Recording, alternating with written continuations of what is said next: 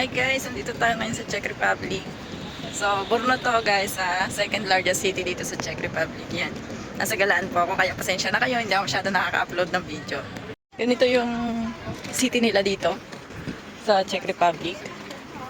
So, hindi siya masyadong busy day to day kasi it's, anong araw ba ngayon? It's Monday.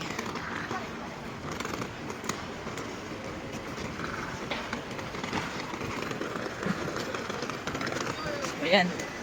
May mga patrolling din ng mga pulis, ganyan.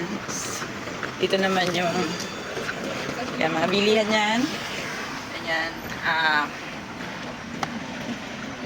So, yun. Tram yun. So, maraming tram dito. Iba-ibang number. Iba-iba din destination. So, ito yung parang simbahan nila. So, hindi ko yan mapupunta kasi medyo mataas.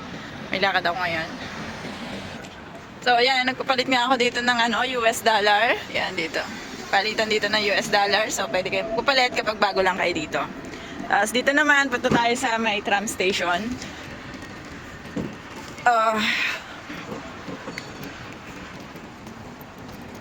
So, hindi masyado madami yung tao ngayon kasi very, Monday ngayon kasi. Kaya hindi ganun kadami yung tao.